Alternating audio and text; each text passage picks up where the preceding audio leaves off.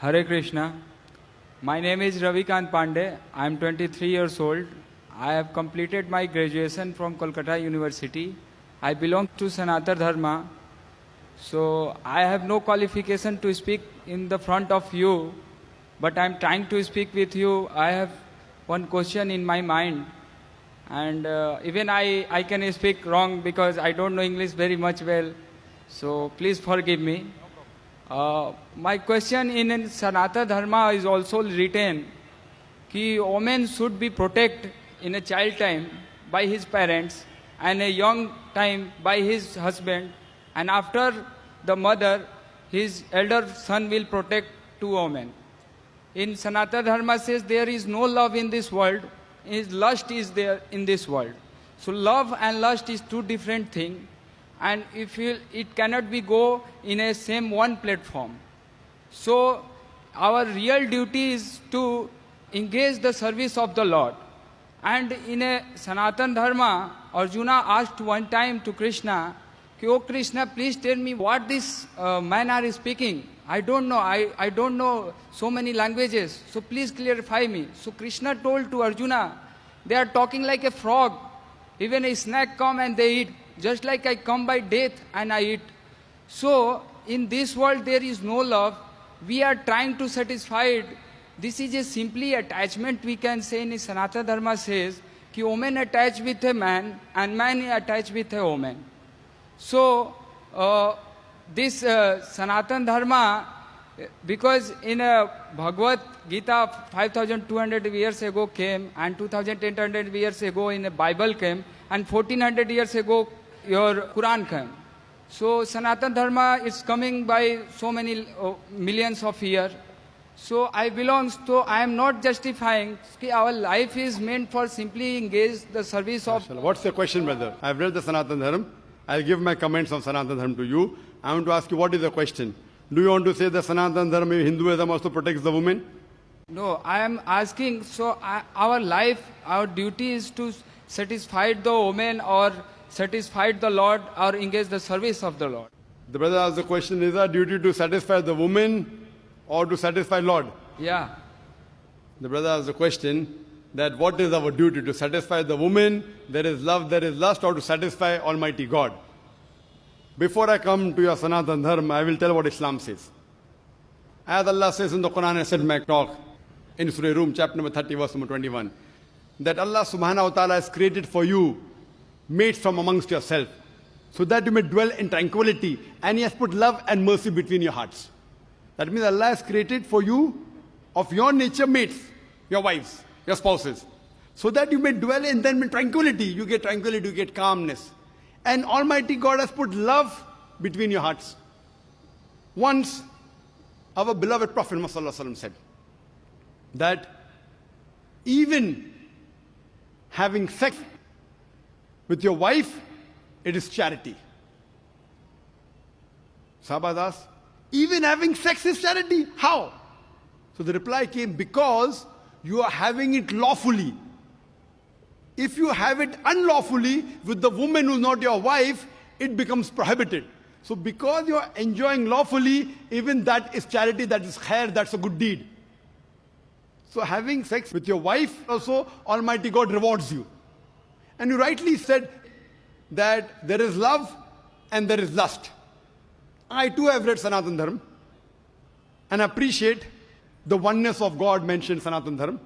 You know, Hinduism has got various different sects, you may be aware of that, various different denominations. The highest scripture, there is Shruti and there's Smriti. Shruti, according to Hindu scripture, means the word of God, and Vedas are the highest. They believe in one God. They believe Almighty God has got no images. I can give quotations. You can see my video cassette, similarities between Islam and Hinduism.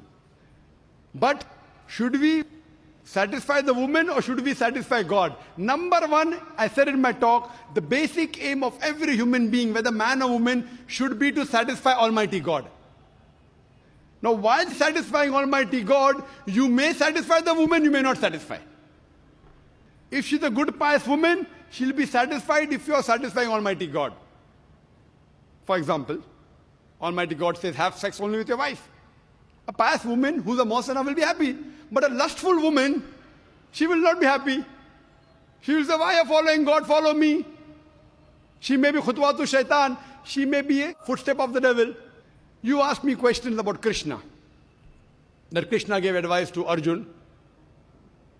Since we mentioned Krishna, he's supposed to be a role model for the Hindus. And we read in Mahabharata. You know, I've given the talk on similarity, but because you asked this question, what we read in Mahabharata, that when Krishna, when he goes on the bank of the river,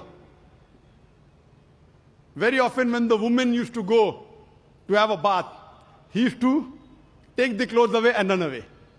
For what? For love or for lust? Because he is God, he can do. Suppose I am owner of. If God would like to rob clothes of women and run away to see them coming out, okay, come out without clothes, then why can't you and I do? If you can copy God, why can't you copy God? If we see, if you know this is the ultimate. See, we cannot copy God because God is on a different level. But if you consider Krishna to be God, and if God is doing something like taking away clothes of the women and telling them come out without clothes, can you do that or not? You can do it very easily. That's what we find in Hindi movies.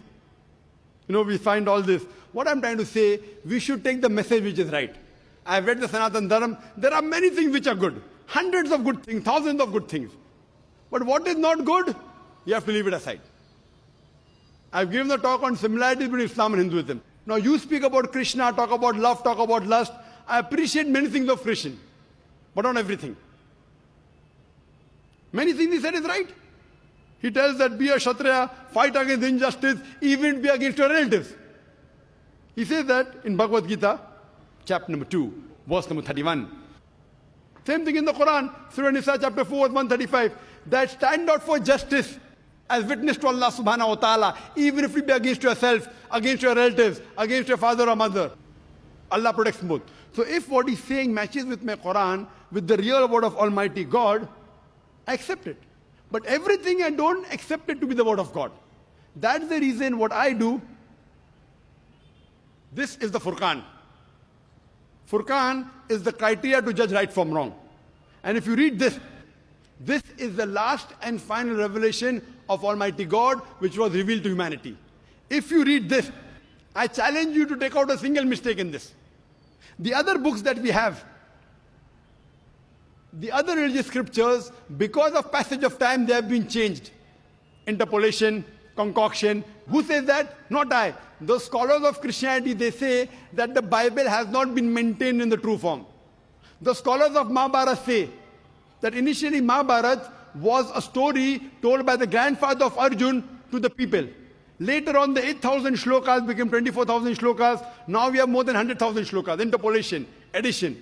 So what has been added? I cannot accept that God Almighty, leave aside God, even the prophet of God can do such things. So what I say, this may be an interpolation. I respect the messengers of God.